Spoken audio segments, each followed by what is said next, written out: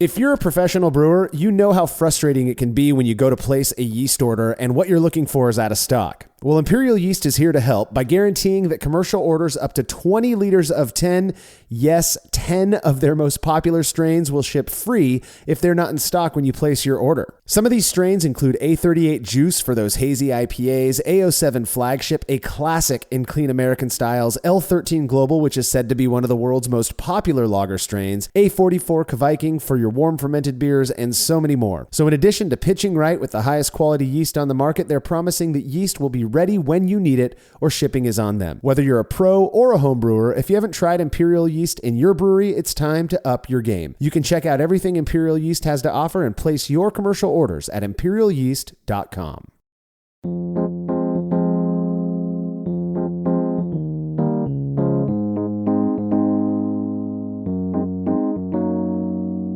Hello, everybody. You are listening to the 310th episode of the Brülosophy podcast, which means it is time for yet another Brü A. I am your host, Marshall Schott, and today I am joined by contributor and host of the Brülosophy show on YouTube, Martin Keene, to answer a bunch of questions submitted by listeners of the show, something we do every 10th episode. I have been listening to these every 10th episode for the 310 episodes, so I am super pleased to be on the other side, actually answering the questions on this one. Looking forward to it. Yeah, we're super looking forward to having you answer those questions as well, Martin. I mean, I don't mean to butter your buns too much, but it's been an awesome addition to the team having you around and doing the Brülosophy show. Now, perhaps some of our listeners are going to recall that for the last Brü A, we focused specifically on questions that were asked by patrons of Brülosophy. These are the folks who appreciate what we're doing enough to throw a few bucks our way each month to ensure that we're able to keep doing this. Well, we ended up getting a lot more questions from patrons than I expected, so we're going to be chipping away at those for this Brü A episode and probably into the next couple of Brü A episodes. All right, if you enjoy this show, we would love for you to consider becoming a patron of Brülosophy as well, which you can do over at patreon.com/Brülosophy. By making a small monthly pledge, you'll receive rewards like access to unpublished contributor recipes, unique discounts at YakimaValleyHops.com, and an invitation to a monthly live Q&A session with somebody in the brewing world. On top of all that, you'll have the opportunity to give us show ideas and submit questions like these, just like our patrons did for this and the last Brü A episode, which I think is pretty cool. Learn more about becoming a patron over at patreon.com/Brülosophy. Another really easy way to support us is by using the links found at brülosophy.com/support when you're shopping online. Your shopping experience doesn't change at all, and we get a little kickback for the referral. With the holiday shopping season coming up very soon, we would seriously appreciate you taking the time to use these links as they help us cover the costs of doing all the crazy stuff we do. Finally, if you wouldn't mind letting us know what you think about this show by leaving a rating and review in Apple Podcast or wherever it is you listen to podcasts, we'd appreciate that as well. All right, feedback is brought to you by Clawhammer Supply, who are known for their incredible all-in-one electric brewing systems. I've brewed on both their 120 and 240 volt systems, and I'm telling you, these things are awesome, efficient, easy to use, with a relatively small footprint. You're not going to be disappointed with one of these units. Plus, the guys behind the company run an amazing YouTube channel, which you can find by searching YouTube for Clawhammer Supply. If you're in the market for electric brewing gear or even just reasonably priced kettles and such, make sure to check out what Clawhammer Supply has to offer at clawhammersupply.com. And don't forget to let them know Brülosophy sent you when you're checking out. That's clawhammersupply.com. Listener Adrian Boley had a question after listening to episode 303, where we talked about our views on some of the more influential experiments we've performed over the years. Adrian says, you mentioned that you pressure transfer your fermented beer into serving kegs to reduce cold side oxidation. You also mentioned that you gelatin fine your beers, but you didn't go into your process. I was wondering if you had changed your process from what's on the website, and if you do anything to minimize O2 when you add the gelatin. Thanks for all the hard work and great information you guys put out there. All right, Adrian, that is a great question. Honestly, I haven't changed my process of adding gelatin too much. Really, the only thing I do differently is that I'm very careful to, I guess there's no way to measure it, but I try not to expose the beer to oxygen when I'm making these gelatin additions. I keep the fermenter mostly covered. I run CO2 very low, like 2 psi of CO2 the entire time I'm doing this gelatin addition, which only takes, 10 seconds. And then I pour the solution into the beer very quickly so that it doesn't take very long. And once I'm done doing all of that, I recover the fermentation vessel and I purge the headspace as soon as I'm done as well. I'm not sure how effective that is, but I have yet to have an oxidized beer using that method. Now, mind you, I'm not making super sensitive hazy IPA all too often. And so that may be a part of it, but if I was making hazy IPA, I would still gelatin fine it, because the gelatin, we've done an experiment. In fact, the gelatin doesn't make it not hazy. What it seems to do is drop out some of the stuff you may not want in the haze while still maintaining that haze in the beer. But yeah, what about you, Martin? Are you when you're making gelatin fining additions, are you doing anything special to ensure that you're exposing your beer to as little oxygen as possible? I love these feedback questions because I think, Marshall, I may have asked you the exact same question. And I was curious what your answer was. And I have ended up adopting that practice as well. So for me, I'm using a fermenter where I can just remove the tri-clamp. So it's a 1.5-inch tri-clamp fitting. So that just comes off. I'm applying 1 or 2 psi of CO2 when I pop that off. So what ends up happening is you sort of hear this whooshing sound coming out through that little tri-clamp fitting.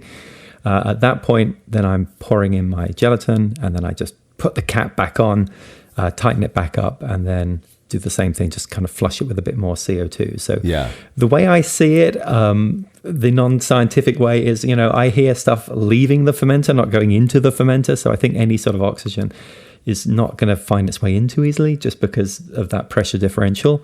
And I've also not had any problems doing that. Yeah, and like you said, that positive pressure, if we are, ostensibly, again, we're not measuring this, but if you have pressure buildup in your fermenter, even if it's just a half a PSI, which if you are fermenting, then that is likely what the case is going to be regardless of the situation. And then you take a little part, a tri-clamp fitting or something off, and you've got CO2 running, that it's a good chance that no oxygen or anything is as light as air is going to be making it into the fermenter. So it's not a foolproof method, but it has worked for us. There are some interesting approaches that people have emailed me about, Adrian, that involve like using an empty plastic water bottle, squeezing all of the air out of it, putting your gelatin solution in there, pumping in CO2 so that it's pressurized, and then having the pressure in that bottle being lower than the pressure in your fermentation vessel and connecting it with a disconnect. And then it like blasts into the, I've never tried it. Technically it sounds like it would work. Again, I've not had an issue doing it the way I do it. So that's what I'm going to keep doing. So thank you for the email, Adrian. If you have show feedback, you can send it to feedback@brulosophy.com or drop us a note on social media. Alrighty, don't forget to subscribe to The Brulosophy Show at youtube.com/@TheBrulosophy Show. Martin has been putting in an amazing amount of work to create these awesome brewing and beer related videos. And last I checked, we were over 18,000 subscribers at this point. I have a feeling we might be getting to that 20,000 milestone pretty soon, which I think is pretty rad. Martin, you're doing a killer job over there. I appreciate that. It's been so fun to see all of the comments that people have left, even when we have been really going off the reservation quite a bit. For example, the Gatorade Zero Goza, there's a lot of stuff like that, but we're also covering a lot of the more traditional Brulosophy projects. So we do Experience and Hop Chronicles, Short and Shoddy, everything. It's all up there on the channel. Absolutely. Our point with the Brulosophy Show, as it is with most things Brulosophy, is to have fun with this thing we call brewing and beer, and that we do as a hobby. And that's again, I feel like we're conveying that quite well on the Brulosophy Show as well. So good job there, Martin. Alrighty, when we return from this break, answers to your questions.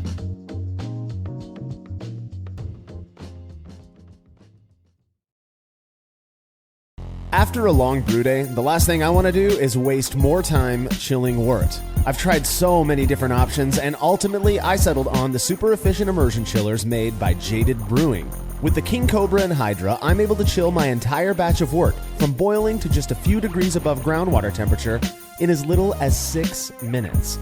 If an immersion chiller is right for your brewery, then do yourself a favor and check out all of the rad options Jaded Brewing has to offer at jadedbrewing.com, and be sure to let them know Brulosophy sent you. As every brewer knows, the best beer requires the best hops, which Yakima Valley Hops provides fresh from the source to brewers around the world, carrying everything from classics like Cascade to modern favorites like Galaxy and Mosaic, as well as other ingredients and gear. Yakima Valley Hops has it all. And don't forget to check out their new podcast, The Late Edition, where the YVH crew goes into depth on our favorite plant with industry experts. Head over to YakimaValleyHops.com now to see all they have to offer and subscribe to The Late Edition wherever it is you listen to podcasts.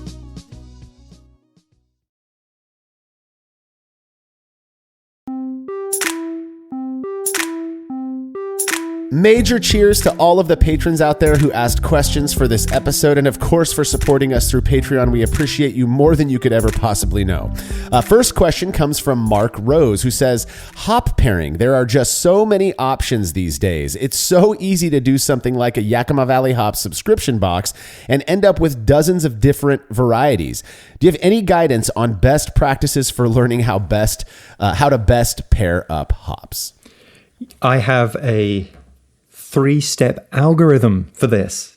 I totally got a plan for you here, Mark. So here's what I would recommend. I think the first thing, before we start worrying too much about pairing of hops, is to really make sure that we understand our own perceptions of hops. And I just mean single hops.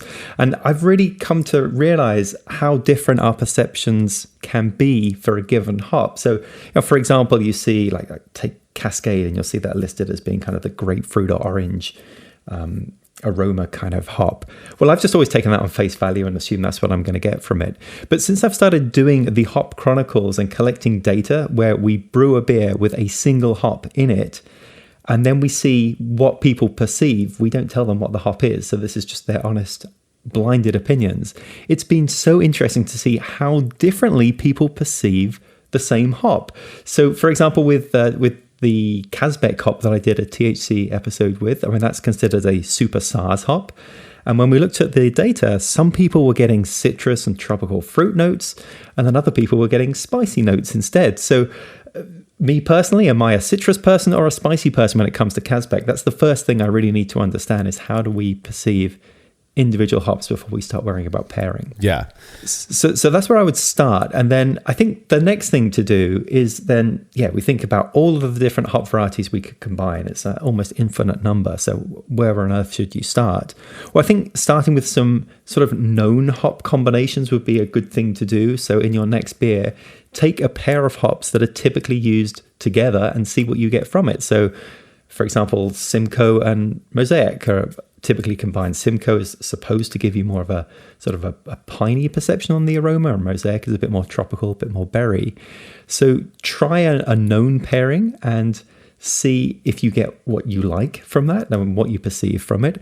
And then kind of as the final stop, the final step, I would say, is to just pick some beers that you like and look up what hops they use. So, for example, Sierra Nevada's Hazy Little Thing, that uses Amarillo and Cascade. So if you like Hazy Little Thing, you might also like Amarillo and Cascade as your combination of hops. So I think that's how I'd approach it. Yeah, I think that's genius and a very logical way to approach it. I've been doing this brewing thing for a surprisingly long amount of time at this point.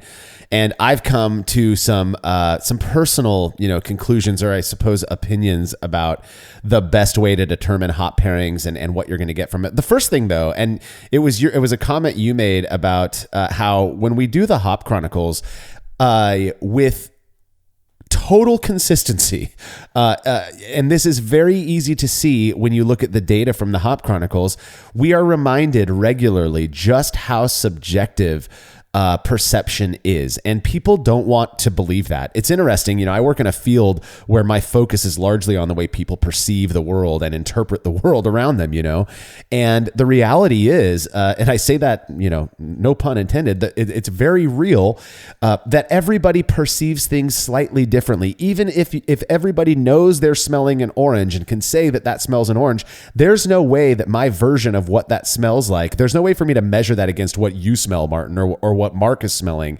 And so you have to determine, it may very well be that when somebody else smells an orange, they smell it in a less desirable way than I do. And so if that's a characteristic that if there's certain, set of characteristics you're looking for in a hop, you have to experience that for yourself. Now, like you said, I think probably one of the most reliable ways that I have been that I've used to determine the hop pairings that I'm going to use in beer is by looking to see what beers I love, what hop pairings they're using. So I'm with you on that one, Martin.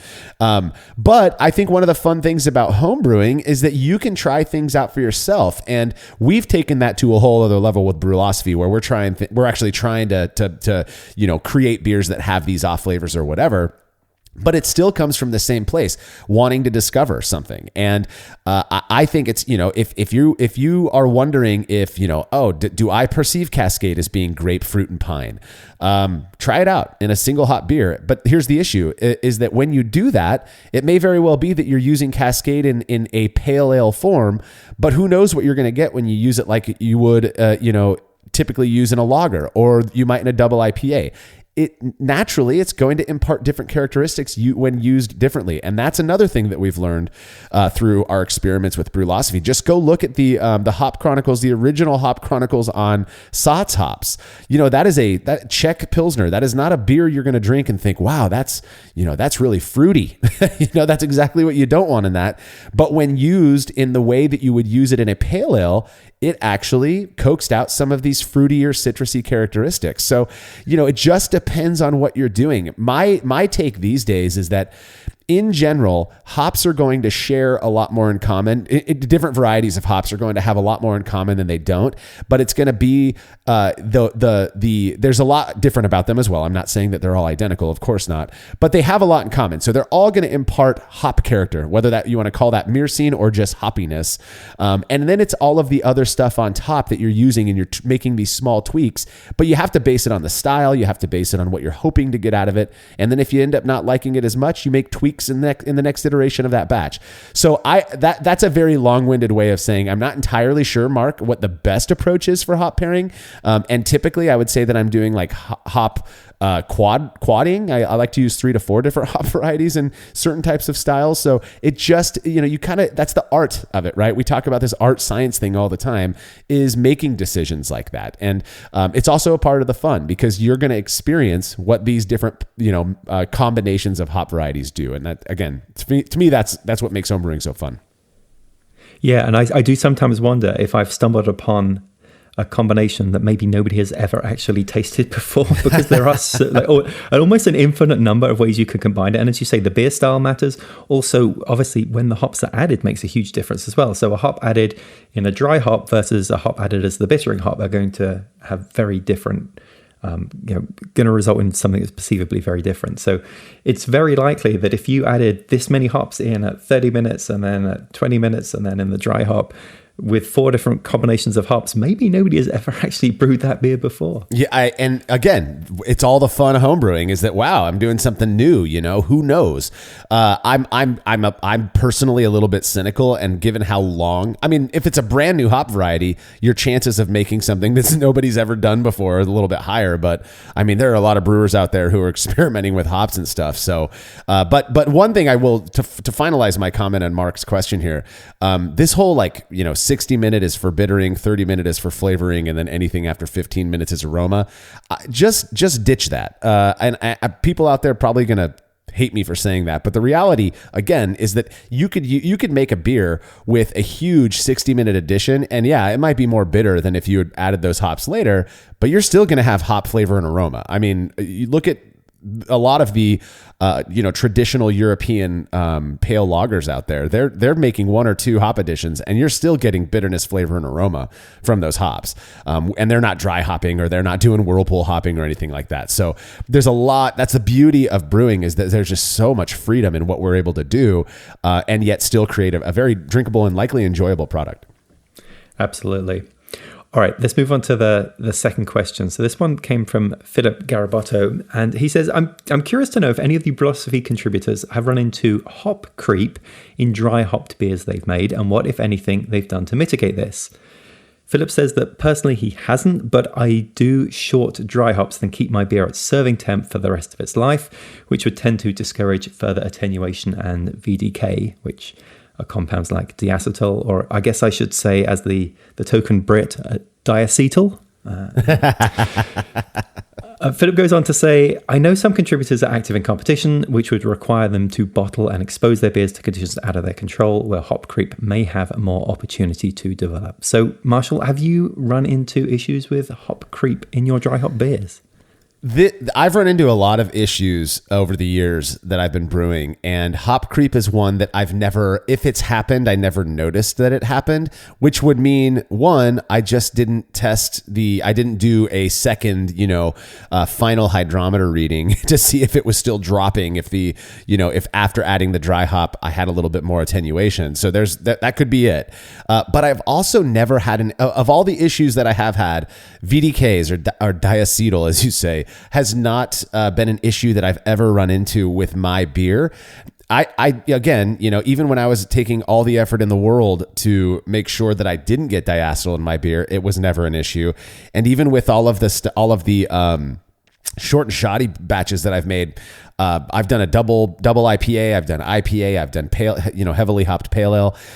It's just not been an issue that I've noticed. I know it happens. I mean, there's a reason, there's a name for it, because it is a very real thing. And I have a feeling that the folks who are constantly making heavily dry hopped and hoppy, IPA of their various styles or various versions, that they are the ones who are experiencing this a lot more than the nerd like me who is making mostly, warm fermented lagers and, easy drinking sippers. So I can't say that I've ever experienced it. There was, Philip mentions the bottling for competition. One of the weirdest issues that I ever had was I bottled off 6 bottles of, I believe it was a Vienna lager that I made, and sent them off for an initial round of a competition that I was competing in. And it scored like a 44 or something like that. And then the second round, I didn't want to brew another batch. If that beer was good, I wanted to send the same beer in. And so I had that in my fridge. Well, I ended up moving on, and I had to send in a second batch of these beers. And when they got there, it was contaminated and had a very strong diacetyl flavor. I actually had one beer left that I could sample, and sure enough, it was the same deal. So I don't know if that had to do with the bottle. It wasn't dry hopped, so I doubt it was hop creep. But to prove that I'm not just talking about my successes, I did fail on that one. It ended up scoring a 22 in the second round that I moved on to. But yeah, I can't say that hop creep is something that I've ever personally experienced knowingly, at the very least. Yeah, I'm brewing a West Coast IPA at the moment, and I just added a dry hop addition, and the beer had basically completed fermentation, and then I threw in a pretty heavy dry hop addition, and then I start to see the bubblers bubbling again. So that is clearly started off fermentation again. I mean, just to take the wider view, what is hop creep? It's where effectively you're getting a secondary fermentation in the beer by adding the hops in, and that's because the hops contain enzymes that can break down the sugars that may still be in the beer. So you could potentially get a dry beer because of that, because more of the sugars have been fermented. But more of a concern is if that fermentation hasn't completed. Now, when a fermentation completes, the yeast do all their cleanup, right? So that's where we start to get rid of any off flavors and whatnot. But if the beer is still actively fermenting, even just a little bit, then you can end up with all sorts of off flavors, as we've talked about. So yeah, I think there are a few sort of steps you can take to give yourself the best chance that it's not going to be an issue if you are adding large amount of dry hops in, which basically come down to making sure that the fermentation is complete. So for me, that would mean that at the end of fermentation, I'm going to bump up the temperature a few degrees at the end, just to make sure that everything really is complete. So I'll just, if I'm fermenting at, let's say, 68 Fahrenheit or 20 Celsius, I will just bump up the temperature a few degrees and leave that for a day or two before beginning my cold crash to make sure fermentation really is complete. The other thing is cold crashing itself can potentially help mitigate that a little bit, because that will drop out the yeast and any hop particles that are in the beer in solution, so that by the time you moved into bottles, there are fewer hop particles still in there that could potentially start another fermentation up again. And of course, the other thing is just to keep the beers cold as long as you can. So even if you're sending them into competition, hopefully when they are received through shipping or you've dropped them off or whatever, they get put in a fridge pretty quickly, because the longer you keep things at a cold temperature, the less chance there is that any kind of fermentation would restart. Yeah, I've always, when I've done those dry hop additions, or I've added wood chips, or I've done some other, fermentation addition or post-fermentation addition, and the bubbling kicks up again, I always just thought that was the, you're adding something to this still beer, well, still meaning it's not being moved, and that knocks some CO2 out of solution. I never really presumed or thought it was like fermentation kicking back up, but with hop creep, that is exactly what happens. So perhaps that's an issue. And if you're noticing that, I mean, I'm a huge fan of just pull a sample of the beer, and if it tastes good, then you're ready to go. If you're picking up off flavors, let it sit a little bit longer, because for the most part, yeast will reuptake the fermentation byproducts. Not all of them, of course, but things like VDKs, and you don't want that in your beer. So all right, next question comes from patron Steve Fisher. Now, one of the things that I ask our patrons, and I think I say this in most of our Brü A episodes, is you don't have to just ask us about our brewing process or the solutions to problems. Ask us anything you want, and Steve did just that, so I'm glad he did it. He says, homebrewing has been on a major decline. Are there innovative ways we can think of to attract more people to this hobby? A couple ideas include having big brew days and inviting a friend who's never brewed to realize how easy it can be when everyone helps out. There are indeed other hurdles to clear when it comes to diversification of gender and race, too. Yes, this is a topic we've discussed a few times. And we would all love for more people, more diverse people to be involved with homebrewing. And we've got to think about ways that we can help with that. I mean, I've noticed it so much. When I look, for example, at my YouTube statistics of who's watching my videos, the number of people who are male and between, let's say, 30 and 50 is rather high. It's crazy. I've had videos that have had tens of thousands of views and have had 1% have been female. It's ridiculous. And, I hadn't really been doing an awful lot with homebrew clubs, but I have been going to homebrew clubs a bit more recently. I need to collect data on all these beers that I'm brewing. And yeah, everyone kind of looks like me. So, and not only that, but most people are about my age, and most people got into brewing within the same 4 or 5 years that I got into brewing. And so that isn't a very sustainable model, of course. And we've got to think about ways that we can bring people in. I mean, one of the things I think is clearly making it more approachable, that brewing isn't that hard. I mean, you can use some very basic equipment to make some pretty decent beer. That was the thing that really got me hooked into it. Is, right now I have a brewery full of all sorts of stainless steel gadgets and whatnot, but I started out in a bucket and brewed some great beer that way. So it does have a fairly low barrier to entry to be able to start making stuff. But also another focus that I think we try to focus on here at Brülosophy especially is it's supposed to be fun. And, there are lots of different ways of doing things, and we can all get into disagreements about the best way to dry hop a beer or whatever. But to try to make it fun and less toxic, not to call anything out, but there are certain parts of, let's say, Reddit that are not always most friendly to beginning brewers, and that sort of thing is going to put people off. So, just making it more approachable and really being a bit more welcoming to people trying to get into the hobby would be a good way to start, I think. Yeah, if we had the answer to this, Steve, I think we'd be seeing something different in homebrewing right now. And thankfully, the trend has been downward for a long time. Based on the stats that we're seeing and the information that we get from the industry, as it were, things do seem to be plateauing a little bit. There seems to be a little bit of increased interest back in the hobby. Unfortunately, that's not going to save, the homebrew shops that have already gone under, the breweries that are struggling and all of that. The best we can do is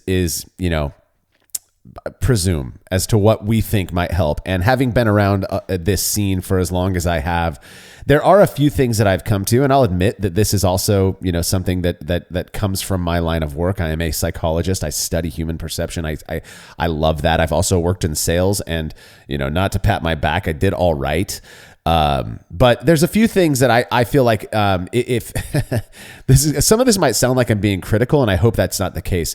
But first off, homebrewers, there is this weird sense of exceptionalism among many homebrewers. And I'm not saying every single person, it does this, but it's like we're the cool kids club, and anybody who doesn't drink what we like, or who might crack open a Bud Light or something at a party, we scoff at them and, oh, you got to try a real beer. And I don't think homebrewers do it with the intention of making themselves look foolish, but you look foolish when you do it. And I promise you that there is a higher likelihood that your friend who's drinking that Bud Light at a barbecue is going to get into brewing more than the person who's never tasted beer in their life. And you're trying to convince them, beat them over the head with the, complete joy book, so what you're doing right there is you're giving, from my perspective, we're leaving a bad taste in the mouths of those who are most likely to want to actually do this thing. One of the things when I first started homebrewing and I went into North Corner Brew Supply up in Bellingham, Washington, this is 2003. And I walk in and the guy's like, so what do you want to brew? And I said, well, I drink Bud Light more than anything. And his response was, right on. That's a very difficult style of beer to brew. Why don't you start with this Irish Red Ale? I'd never had an Irish Red Ale in my life. I'm still brewing today. We do this. There was no judgment there. And I feel like that piece of it. And the sad part is, and I'll say it, there are big parts of this industry, organizations, associations, if you will, that seem to encourage that line of thinking that we are exceptional and we need to convince these big beer drinkers to do it differently and to have it. I still drink Miller Lite and I'm proud of that. I don't care if somebody wants to poo-poo me for doing it, and I do believe wholeheartedly that in doing that, we are actually limiting the number of people. We're making it that creates its own barrier to entrance into homebrewing. So those two things, or that one thing, the exceptionalism and thinking that we are better than big beer drinkers. The other thing is, and this is there's a concept referred to as overjustification, or the overjustification hypothesis. And this is that whole thing where it's like, I play the guitar. I like to write songs. It's something I do. It's dorky, whatever, but it gives me an outlet. I do it for fun. And if I were to start getting paid for that, the fun piece would go away and now it becomes a job. That's the essence of this concept of the overjustification hypothesis. Well, when you go and you start beating people over the head with, you need to brew, come on, we need to get people in here, the genuine interest is going to start to decrease in the people that do it. And you're going to start seeing people trying it and realizing that they don't like it very much because they never really had that much interest in the first place. So the idea would be to make this hobby more appealing to a wider swath of the population out there. Well, how do we do that? Again, I'm going to go back to it. Stop thinking we're better than everybody else. When you open yourself up and you're open-minded and you're equivocal and you're not saying that everything's you got to do it this way or you got to do it that way. I think you start to appeal to a lot more people because they don't feel like they're going to get in trouble or they're going to get made fun of or they're going to make bad beer if they, brew in 2 hours as opposed to 18 hours.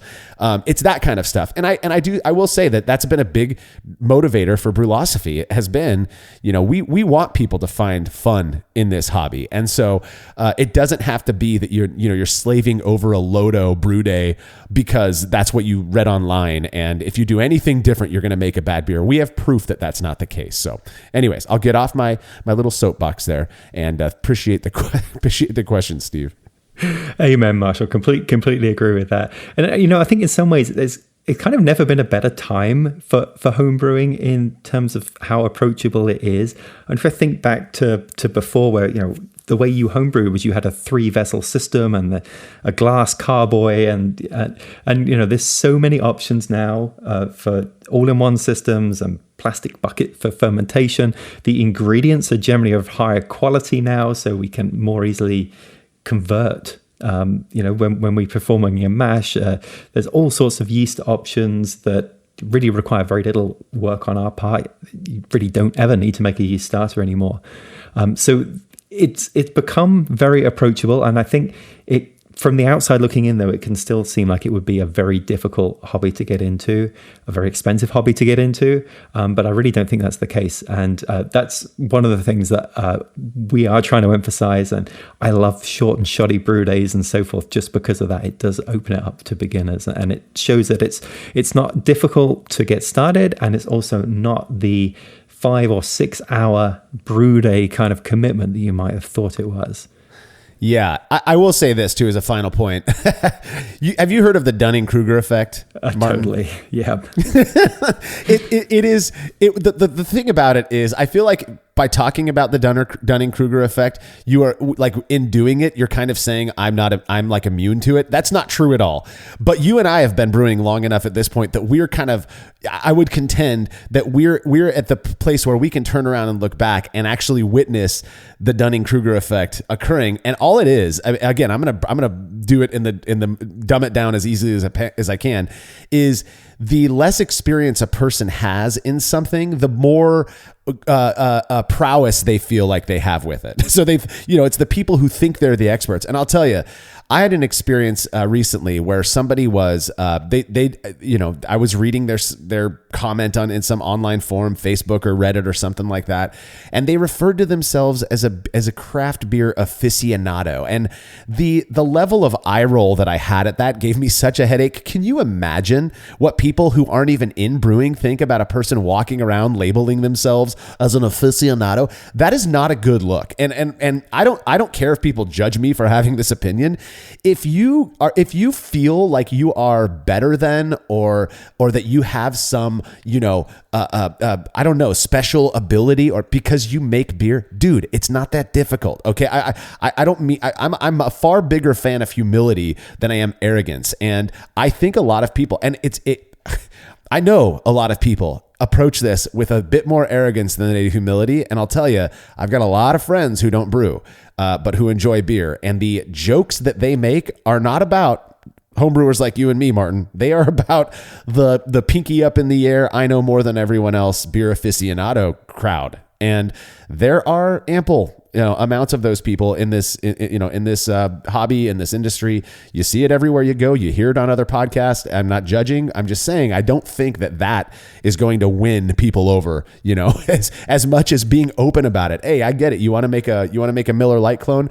Let's try this first. I think you'll be, excited with what you end up with. And then that opens the door for them. Let's be cool like that, Totally. My little litmus test for that is if I'm sort of asking a question to a perceived expert, if they kind of answer in absolutes that this will happen, to me, that is Dunning-Kruger right there. Whereas if you talk to an actual expert, they are never definitive about anything because there are so many factors that can go into things. So they won't say this causes this. They will tell you that this one thing here might lead to this, but you also need to consider that and so forth. So, yeah. Okay, we should get off our soapbox and move on, I guess. But thank you for that question, Steve. Okay, so this question comes from Jamie McD. Jamie says, new brewer here. So, hey, Jamie, great. This is exactly who we're looking for. New brewer. Perfect. Perfect. New brewer here, all grain only, and my second batch is in the fermenter now. Now, this may seem esoteric, but my question isn't exactly about the process of brewing, but how to learn the best flavor profiles I'm creating and how changes in process or ingredients change those profiles. I understand consistency in process is needed in order to dial in a consistent result, but I'm trying to understand how I can best learn from what an additional 8 ounces of caramel will add, for example, or where that piney finish I like in beer comes from. Jamie then goes on to say that resources for this kind of thing, other than some vague list of general hop traits, seem harder to find. Any suggestions on how a new brewer can best learn what makes a great recipe and what the flavor profile impacts are when making substitutions or timing changes? Obviously, drinking lots of homemade beer will help, but with a couple of weeks between brew day and results, it's a slow process. Unfortunately, there isn't much of a local brew club where I am, so any insights or resources would be appreciated. Marshall, what do you think? Well, I'll tell you, Jamie, my response to this question is going to be very similar to my response to the hop pairing question, in that the way that I've learned most what I like is by brewing.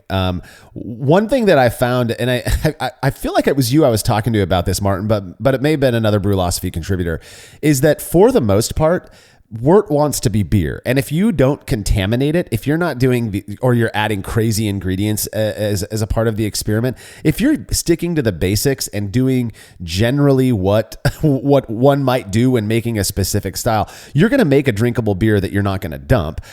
It really is tweaking those finer, or like finely tuning those things to create a beer that really, really satiates your palate, that does what you want it to do. And the only way to get there is trial and error. I mean, there's a reason you've got pro brewers and they have pilot systems. It's so they can trial and error. It's so they can ask the question, what if we add a little bit more caramel malt? I think for me personally, one of the most helpful things, and I'm not ashamed to say that I rely on people that I trust, whether those people are, corporate breweries or smaller craft breweries. I will reach out and say, hey, I love this beer. I'm not asking for, the whole recipe, but can you let me know where this pininess came from? And they'll tell me, hey, we use Chinook at 60 minutes, and then we toss in a half ounce for a 5-gallon batch at 5 minutes as well. And there's piney. Okay, great. And you try it out. And if you get a little bit of piney and you want more, then you change you change the amounts that you're using. Things that you got to keep in mind though, Jamie, is that every year let's say that you brew a double IPA on, November 20th, every single year. Well, those grains, those hops, probably not the yeast so much because of how controlled yeast labs are, but they're going to come from, different crop years. And that may very well affect the ultimate outcome as well. I was talking with somebody who brews at Sierra Nevada in Asheville, actually. This was years ago. I was out there for the BYO boot camp. And, in fact, it was Brian Grossman, Ken's son, who was out there, and he was at our table, and I was talking to him about Celebration Ale, one of my favorite seasonal beers, right? As it is a lot of people. And I was like, how are you so consistent in creating that hop character in that beer when we know that the hops that are used, that is just amazing to me. When they're not brewing it every single day. So it's like our palates aren't adjusting to it over time. I get that beer every year, and it always does the same nostalgic thing for me, right? And it's pilot brewing. They're brewing batch after batch, making sure they get everything right, and then now we can move it onto the big system and do it. That's the same thing you do with home brewing, and you're not going to have the luxury of selling that beer to clear it out soon. You have to drink it and share it with your friends, and then make the next batch. But you'll get there. And I think again, not to belabor this point, but the beauty of home brewing is that we have the ability to do that, and it's not costing us that much money, and we get to drink the end result of that experiment. So. Yeah, absolutely. And Jamie mentions that there isn't much of a local brew club where he's at. That being the case, I would highly recommend the Brew Club, which is an online brew club affiliated with Brewlosophy. And I've started working with the Brew Club on a few projects for the Brewlosophy show, and those guys are fantastic. They are so welcoming, and they are doing all sorts of crazy stuff. And they're super, super active. So they have a Discord channel, and they have a Facebook page, and they're constantly doing stuff there, trying out different ingredients, trying out different styles and so forth. So there's so much information you can get from them, and they're really open to questions and so forth. So I would definitely consider something like that.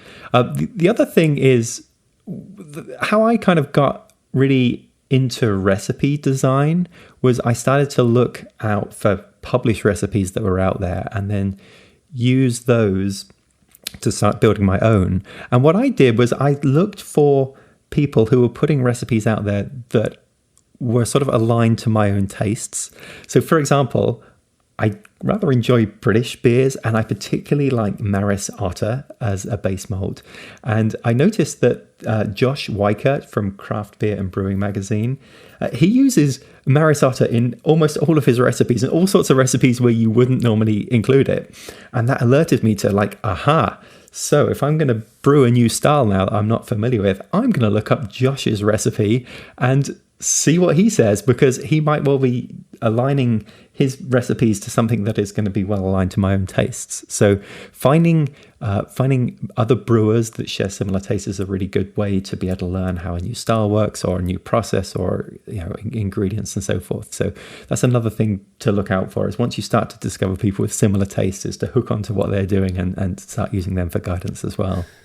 Yeah, I'll tell you, when I think about designing my own recipes, that I often the analogy that comes to my mind, and I maybe somebody told me this at some point, or I'm in my weird way, this just kind of popped up years ago, but I always think about a diving board, a high dive board, or a platform, and you can build a platform for yourself and never having jumped off of something that's 10, 20 feet off the ground into a swimming pool. You could build it all for yourself, spend all the time and effort doing that and the money, and then get up there and take a jump, and it may be that it falls over, it may be that you hate the fall, that you don't like the feel of the water, or you can take you can go to a swimming pool at a high school or something and go up and give it a shot first and see what you like. And then you can make tweaks based on that. Oh, I don't like it. It's too high. I want to go lower. I want it to be bouncy. It's the same way with brewing a batch of beer. Don't feel bad about starting with a base.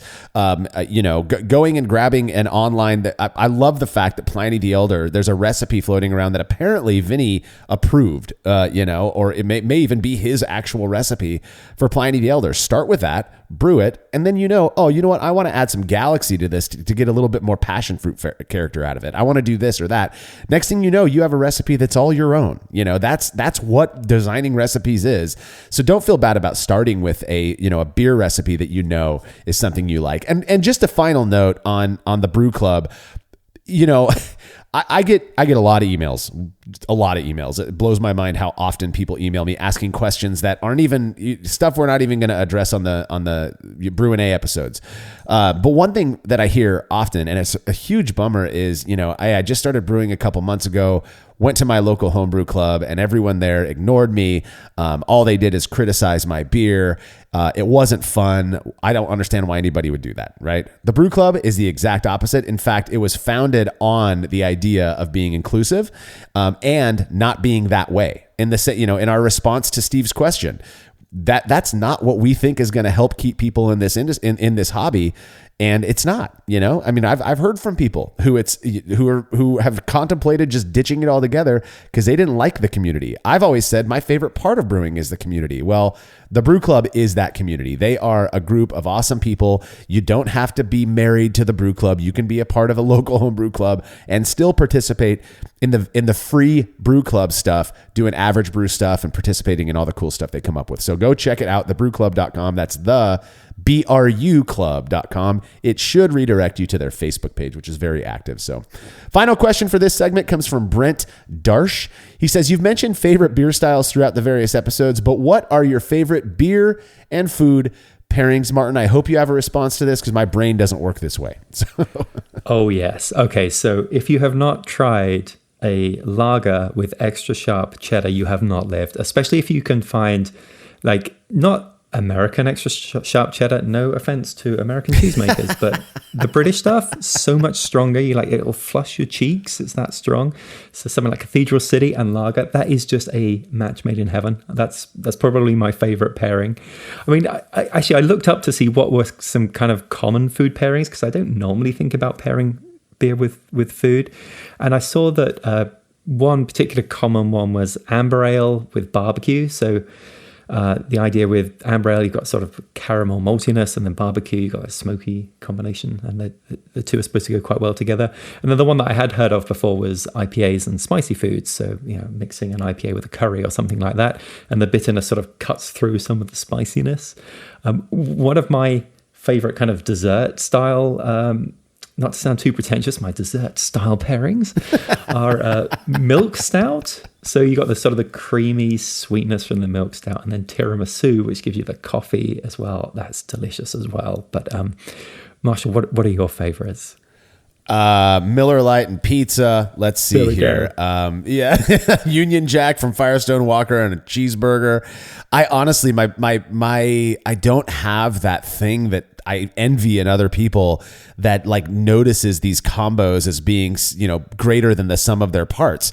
To me, I've gone to like my friends years ago. I had a buddy who would host these like beer pairing things, and we'd all bring homebrew, and we would let him know what we were bringing, and then they would they'd be like, okay, we're gonna have this dish or this candy or this food item, whatever, and we're gonna pair them all together.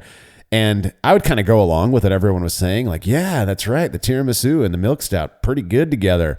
But I didn't. It didn't do anything magical for me, so I don't care that much, Again, I could pretend that I do, but it's not one of those things that I get into. So, to me, like and this is probably part of the issue, Martin, is that when I go out, so if I'm going to have a nice dinner, I look at the beer menu and immediately I'm like, ooh, I'm going to start with this. I'm going to get this one next, and I'm going to finish up with this one.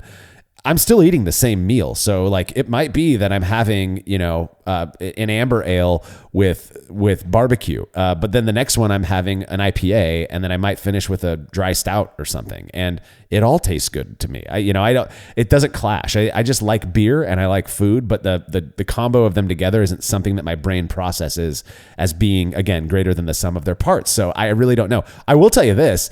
There was this push a while ago. I don't know if I would technically call it a push, but it seemed to becoming very popular around Halloween a couple years ago to pair beer, certain types of beer, with certain candies.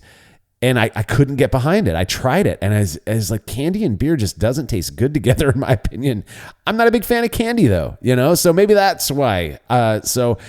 Yeah, Brent, I told you, I'm being real with you. It's not something that I've ever considered. I will tell you that pretty much any food, in my opinion, goes really well with a crisp, cool, lager, whether it's of the American commercial light sort or a nice craft Pilsner. I love that combo with everything. So yeah, maybe we should just keep it more simple, and we'll just be like pizza and beer. Who doesn't love that? Yeah. Yeah, food and beer.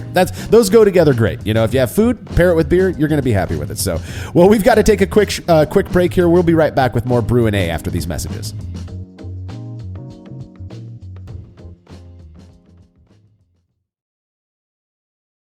There's no denying that stainless steel is the best material for brewing equipment, and Delta Brewing Systems offers some of the lowest prices on high-quality stainless gear, like the Firm Tank, which in addition to holding 8 gallons or 30 liters of wort, comes with a domed lid to even further reduce the chances of a messy blow-off. Plus, it can hold up to 4 psi of pressure for closed transfers. Delta Brewing Systems also has their own line of brew kettles, as well as one of the lowest-priced all-in-one electric brewing systems out there, and their prices are shockingly low. If you're in the market for legit stainless gear that won't break the bank, do yourself a favor and head over to deltabrewingsystems.com today.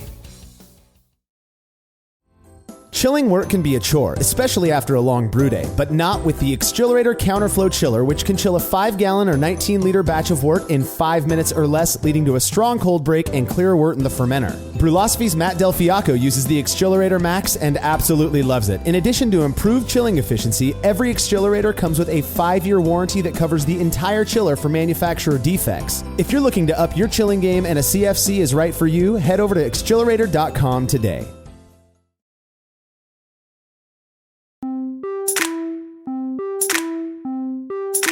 Alrighty, time to answer more questions. Go ahead and kick us off this round, Martin. Yeah, this question is from Matt Adams. Matt asks, I've often wondered about the discovery of different yeast strains. I love this question.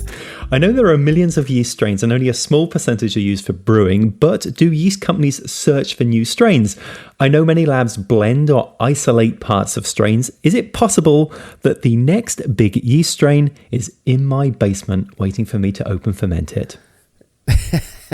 Well, I can 100% guarantee you, Matt, that it is that you do have yeast in your basement that will ferment beer. Is it the next big one? You won't know until you try it. And there are some very special people out there who enjoy trying stuff like that. If you go to the Milk the Funk Facebook group, they're, in my opinion, one of the greatest resources for people doing this kind of work. Obviously, their focus is on funky and sour beer, but arguably, the harvesting of yeast that is in the air or in your particular environment is kind of funky. And can often have those types of results. So it's totally possible. I've done it myself in my front yard and I hated the results. I didn't do it in the best way possible, albeit, but yeah, it is very possible. Now, are yeast labs out there doing this? For the most part, I think some of the bigger yeast labs, we're talking about, Imperial Yeast, White Labs, Omega. I think Omega's doing some cool stuff on the side.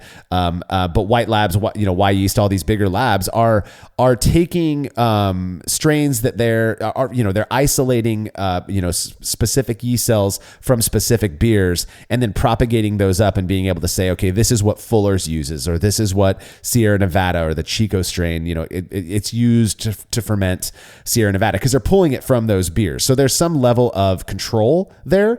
But I'm pretty certain that Bootleg Biology, if you haven't checked out Bootleg Biology, you have to. Jeff and the crew over there at Bootleg are doing the coolest stuff with yeast and really getting homebrewers involved. In fact, they have projects every once in a while that are basically, I don't know if it's like go harvest yeast in your backyard or whatever, but they're doing stuff that's more in that vein, and it is cool. They've got I think on an annual basis they release like a blend, a homebrewer blend that is from different beers that, again, it's going to be funky. It's going to probably have some sourness to it, but they are doing more stuff in that vein, and I think it's really neat. But absolutely, you could go and harvest yeast from your front yard or underneath your peach tree or whatever it may be. Now, one neat thing that I do think is fairly novel, again, I'm not a microbiologist.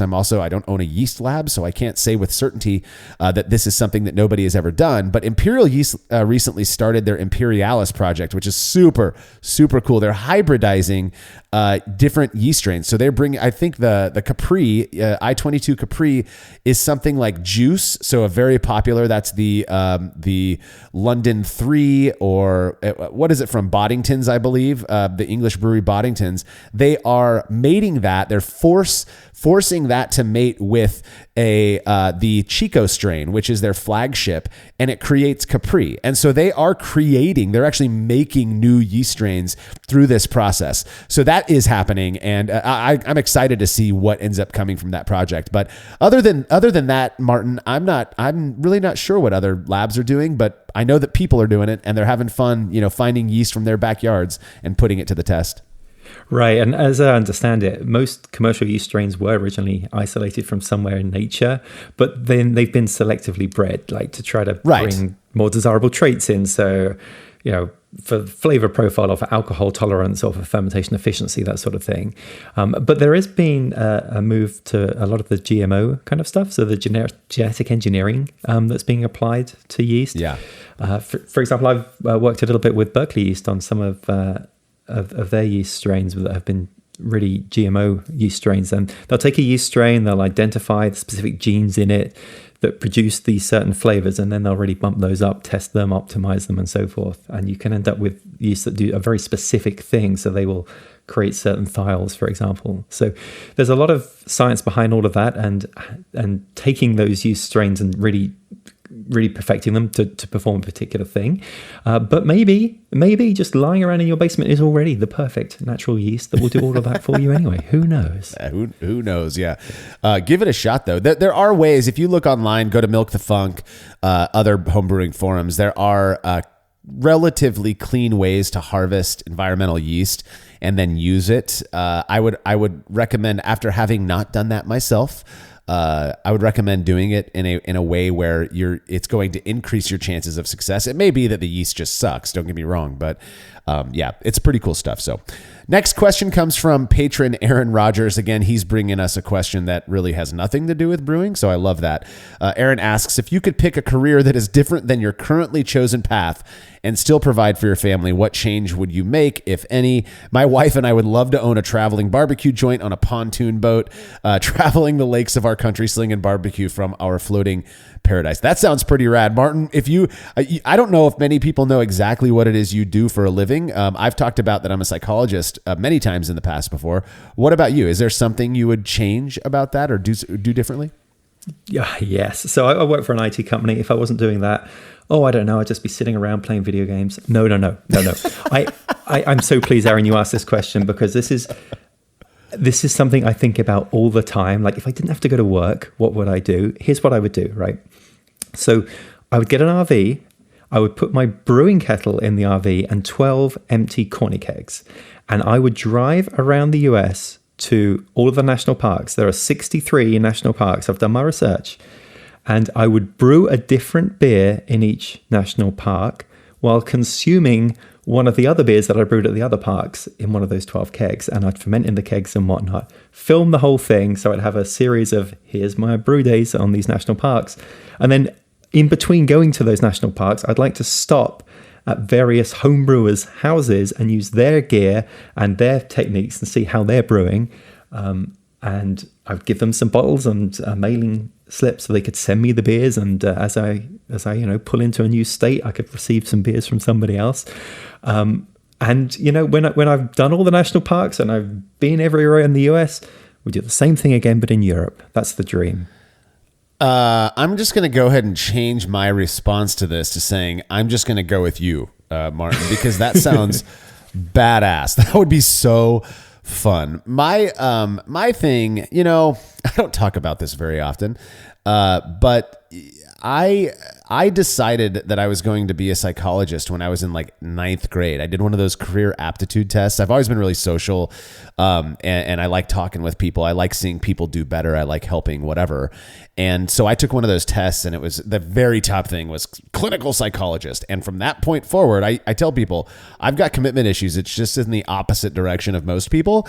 I overcommit to things. And if you look at the fact that I'm married to my high school sweetheart. We've been together for 25 years. We're coming up on our 20th wedding anniversary.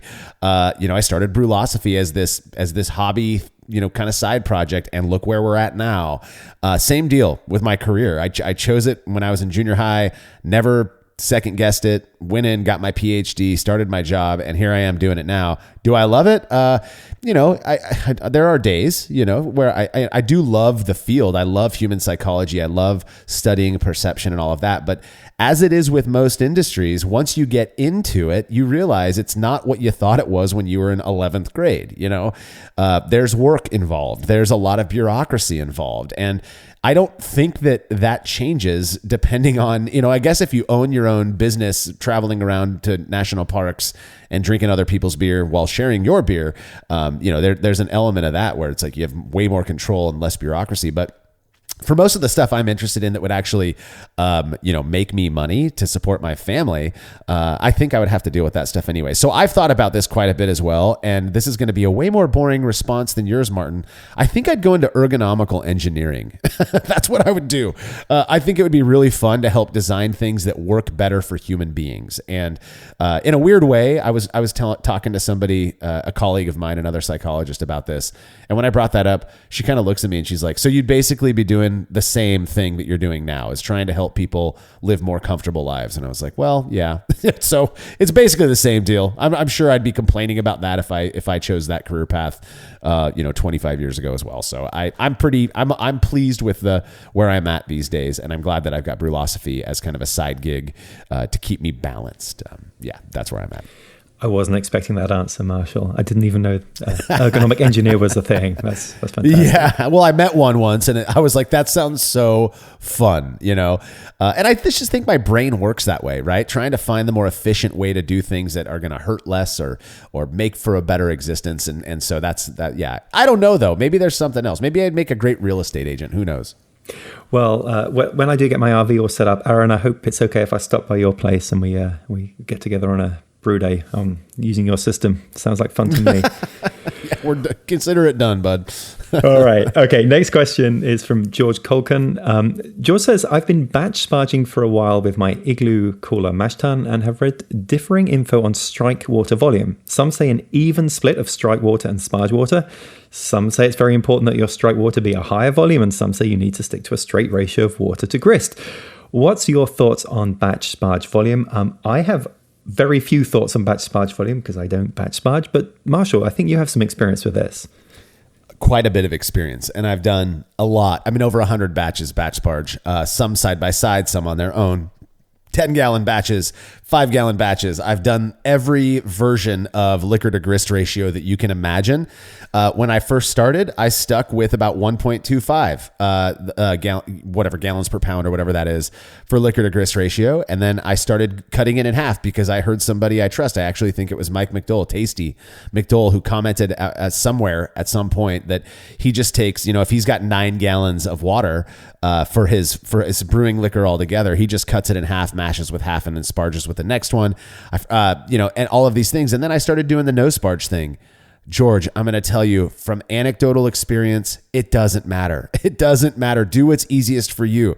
The reason I moved into no sparge brewing is because the 2 specific gravity point hit that I got from doing a full volume mash, so no sparge at all, more than made up for the extra 30 minutes or so that it took for me to batch sparge, to sparge. And so I didn't notice any degradation in the quality of my beer. And I'll be honest, there were a lot of people who poo-pooed the no sparge thing when I first started doing it, as I would be looking around online and talking about it on the show or writing about it on the website.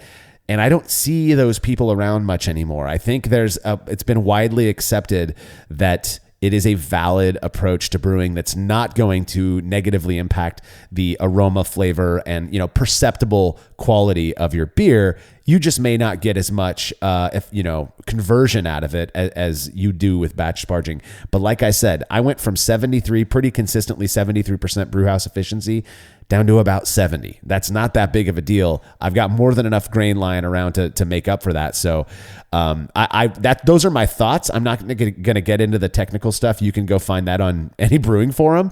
My experience, though, my thoughts on it are that it really does not matter.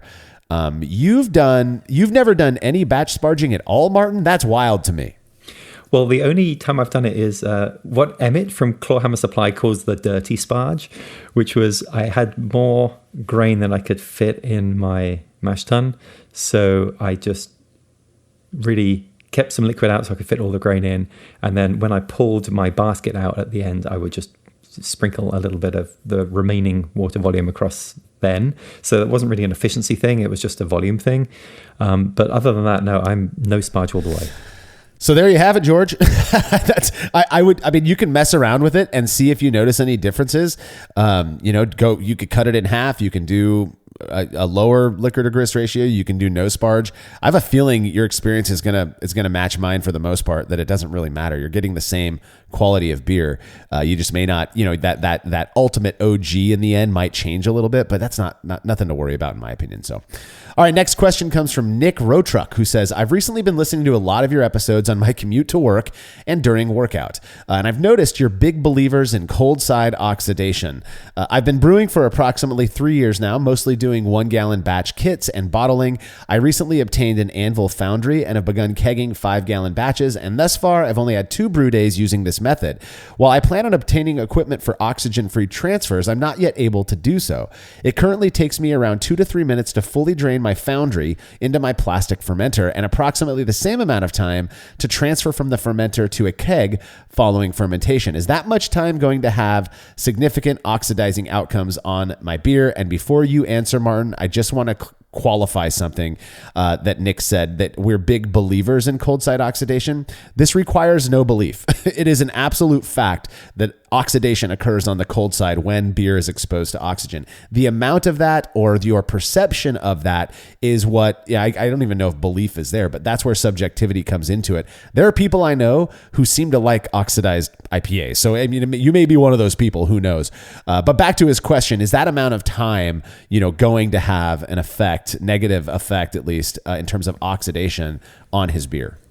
I think it's less about the amount of time and more about how the transfer happens. So reducing splashing, reducing agitation, that's really much more important. So if you are transferring out of your foundry into your plastic fermenter and you're splashing it all over the place into that fermenter, you're going to oxidize the beer to a much bigger extent than if you are carefully pouring it into the bottom, and the same thing going from fermenter into keg or to bottles as well. So really making sure that you are not splashing and agitating is much more important than the actual time it's taking you to do that. As for, is it a problem? It kind of depends on style. I mean, I've certainly transferred many beers like that before I pressure transferred. I must have done dozens of beers with a very similar method to yours, Nick. And it generally wasn't a problem. The only time it ever was a problem was with the hazy IPA. That style is just so susceptible to cold side oxidation. So with that, I would be particularly careful. I mean, there are things you can do to mitigate it. Potassium metabisulfate, for example, you could try to add that in and it will kind of chew through some of the oxygen that's got in there. But generally what I would say is just monitor the beer for signs of oxidation and see what you think. So the things you can look for is it does sort of have this sort of stale or cardboardy flavor, or does the beer darken over time? That's another really telltale sign, especially with hazy IPAs. If they start to get darker and eventually they'll go purple, then yeah, clearly you may have concerns. But in general, yeah, just kind of make sure you're not splashing and monitor the resulting beer. And you can tell when a beer is oxidized pretty easily. So I think you would know. Yeah, you can see it. And that was one of the things where I started going, okay, I brewed, I would probably say at this point, still a small majority of the batches of the beers I brewed, I did so without any concern for cold side oxidation or with very minimal concern for cold side oxidation. And because those beers were turning out drinkable and some even scoring really well in competition, I was convinced that the issues I was having with the occasional batch had nothing to do with oxidation. And so it wasn't until we started the experiment series and hazy, it just so happened that hazy IPA was becoming a thing. And we started seeing these nasty looking glasses of brown or purple beer, on Facebook, that we started to focus a little bit more on the impact, oxidation has on the cold side with that style. But it was the first cold side oxidation experiment I believe I performed was not on a hazy IPA. It was like a regular simple pale ale that I had. And what I did is my normal process, and the only thing I changed was how I racked it to a keg. I did not purge those kegs. So one of them, from the fermentation vessel, I attached my disconnect with a tube and I gently filled the keg from the bottom up and, ostensibly pushing any oxygen out. And, that was a process that I'd used hundreds and hundreds of times. Whereas the other batch, I had the tube go right down into the keg and splash as it was filling it up. Then I sealed those kegs and I put them next to each other. And a month later, we went back and had tasters compare them, and they weren't any different. And so I used that erroneously, and I should not have done this, but I used that as justification that neither batch was oxidized. Well, I'm telling you, Nick, it wasn't until I started minding cold side oxidation that I realized just how wrong I was. And that I couldn't help but look back and say, holy cow, how many beers have I made that have actually had some level of oxidation that I just didn't notice was there because all of my beers tasted like that. This is one of those things that, you've heard you don't know what you've got till it's gone. You don't know if your beer is oxidized until you know that beer's not oxidized. And it's amazing to me. There are certainly styles, like you mentioned, Martin, there are certainly styles that just aren't seemingly as susceptible to oxidation as others. Oddly enough, some of those styles are some of the more, quote, more difficult ones to make, like, a blonde ale, which doesn't have much to get in the way or cover up, off flavors. Those seem not to be as susceptible to oxidation. And I don't know if it's, people like to say it's the oats, in hazy IPA that causes the oxidation, or that there's something about the modern hops people are using. I really don't know.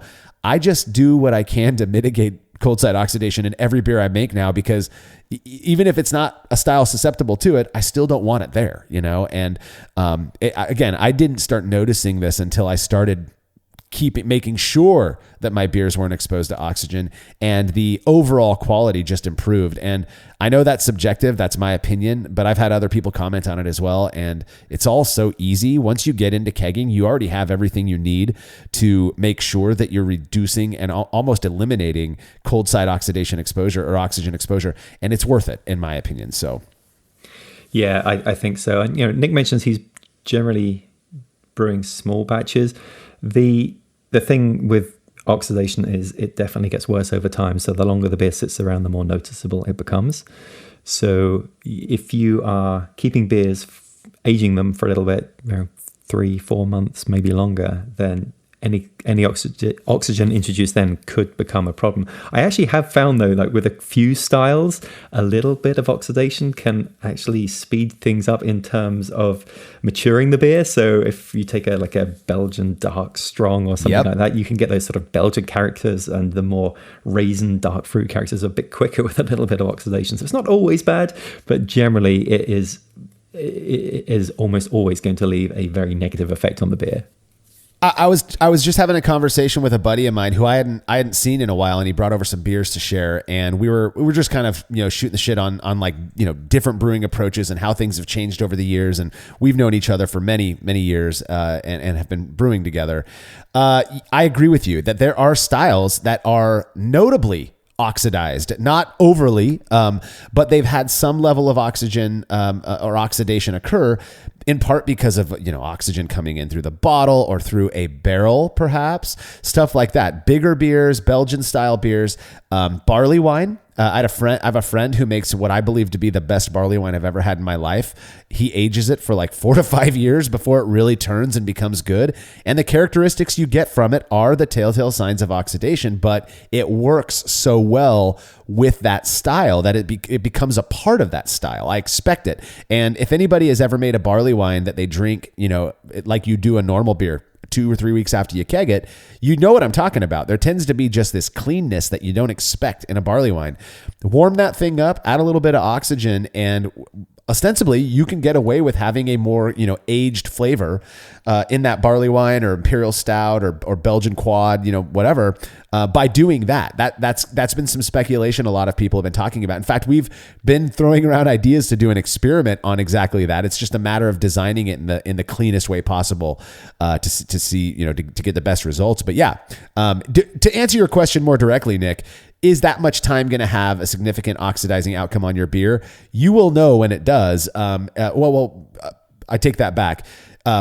If you compared side by side, one where you exposed it in that amount of time and one where you didn't, my guess would be that you would know when it happened. But until you're doing that, you might not. And if you're happy with your outcome, with the beer that you're making, until you get to the point of being able to mitigate oxidation, don't worry too much about it. But get there sooner than later, because I think you're going to really like the investment of time is worth it. I think it's going to be your opinion when you get done with that.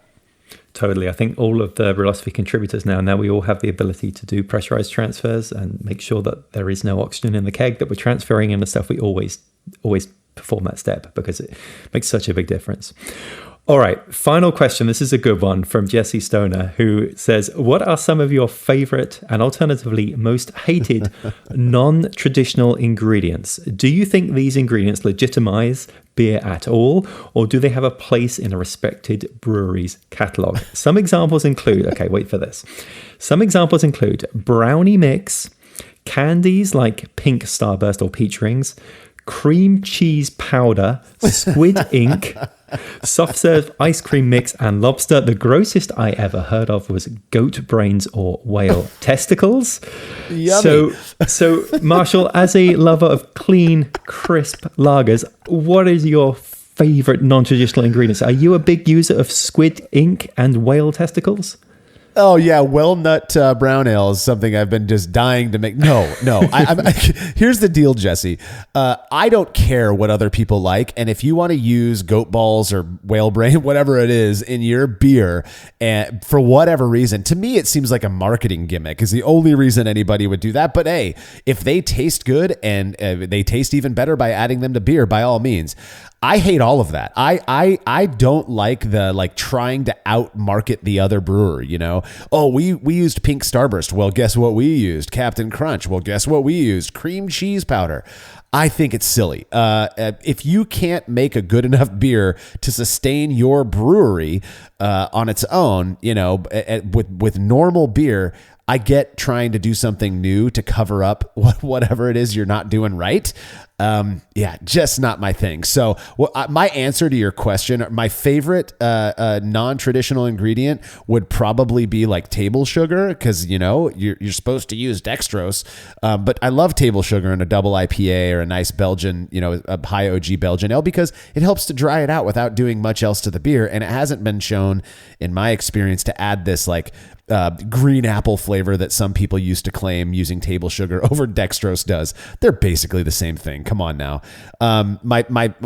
This is going to sound, I mean, compared to all the crazy stuff you pointed out, my most hated non-traditional ingredients, I don't like fruit in my beer. I will add a lime to a nice Mexican lager. Don't get me wrong, but making a beer with different fruits and stuff in it, and I don't like that. I like beer flavored beer, and so I don't think I've ever had a beer made with pretty much anything that you listed there, Jesse. But I have a feeling that I probably like those less than even the fruit dosed beers that I have had. But I just want beer flavored beer. There's a local brewer in town who was doing, I'm not dissing on them, great brewers, don't get me wrong, but they did this whole series where they actually made beer using different types of cheese.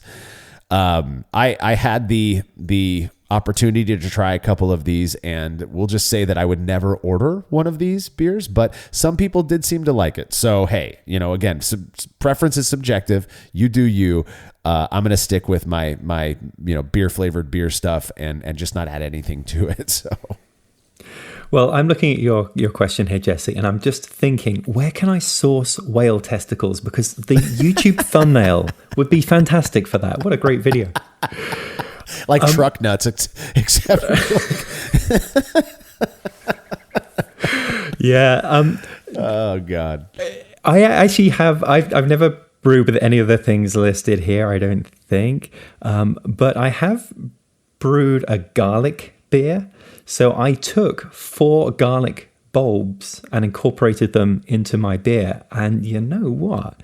It actually came out okay. So the idea of this was I was going to make like a garlic beer and use a sort of a bready base. So it'd be like a garlic bread sort of thing. So I used pale malt and a bit of Victorian carapils. And then I took 2 garlic bulbs and I just threw them in my boil. And then I took 2 more garlic bulbs and I air fried them. So they're roasted garlic, and I put those in the fermenter. And the beer actually, it really, really had a very strong garlic aroma, which was just incredibly off-putting. When you just you look at a golden beer and you smell garlic, like, what is going on here? And the taste was pretty up there as well, but the breadiness kind of balanced it out a little bit. So I had a whole keg of that, and actually one of my neighbors ended up taking a lot of it off my hands and using it as a marinade for chicken, and apparently it worked quite well for that, at least. You don't sound like you were terribly thrilled with the outcome, Martin. So let's just say garlic beer is not going to make it on your your house list of beers that you brew, I imagine. No, it's not in rotation. But actually, that same neighbor is telling me that we need to do a crawfish beer next, made from crawfish juice. So you take the juice that the crawfish are boiled in, and you brew with that. I have resisted that one so far, but now I see Jesse's question. I think we'll have to think about revisiting that. Will it brew? I mean, that's exactly what that series on the Brülosophy show is all about. That sounds awful to me, but I'd give it a taste. I believe it was must have been 7 or 8 years ago now. I was at a brewing event somewhere, and Drew Beecham was there, and he had shared with me, if I'm not mistaken, a guacamole saison. And he has a very unique, you will say, idiosyncratic way of developing beer recipes like that, and it was god awful in my opinion. Did it taste like guacamole? A little bit, yeah. He nailed it. Or maybe it was clam chowder. He does all kinds of weird stuff. Not my thing. None of that stuff has a place in the beer that I want at my house and in my mouth. So, Jesse, I hope that answer suffices. I have a feeling you probably guessed what my response to that one would be, so I don't feel so bad telling the honest truth. But that is all the time we've got for our 310th episode. Thanks again to our badass patrons for supporting us and submitting questions for this show. I had a blast answering them. How about you, Martin? Yeah, absolutely. We loved getting these questions from the patrons, and keep them coming. Absolutely. We're going to be back in 10 more episodes, still chipping away at these patron-asked questions. If you have questions you'd like us to address in a future Brü A episode, you can send those to feedback@brülosophy.com. You just got to make sure to indicate that it's for Brü A in the subject line, so we're sure to add it to the list and not just respond, with a 1 or 2 sentence answer. Also, don't forget to check out the Brü Lab podcast, where host Kate Job takes you into the lab with brewing professionals to discuss the awesome work they're doing on our favorite beverage. And make sure to head over to brülosophy.com to read up on all of the fun beer and brewing stuff we are up to. The Brülosophy podcast is made possible by the generous support of our sponsors, as well as all of our rad listeners. We seriously could not do this without you. Cheers to everyone who has subscribed and left a review of our show. It makes a huge difference. If you haven't yet, please consider doing so. Head over to brülosophy.com/support to view a list of ways you can easily help us to continue producing this podcast. If you want a reward for your support, visit patreon.com/brülosophy. Thanks again for listening. We'll be back next week with another episode of the Brülosophy podcast. Until then, think beer. Start off the morning with some hot tea, lemon and honey, cause it soothes my throat. Put some herb in the bowl, yeah, it's homegrown. Ain't gotta go through the middleman no more.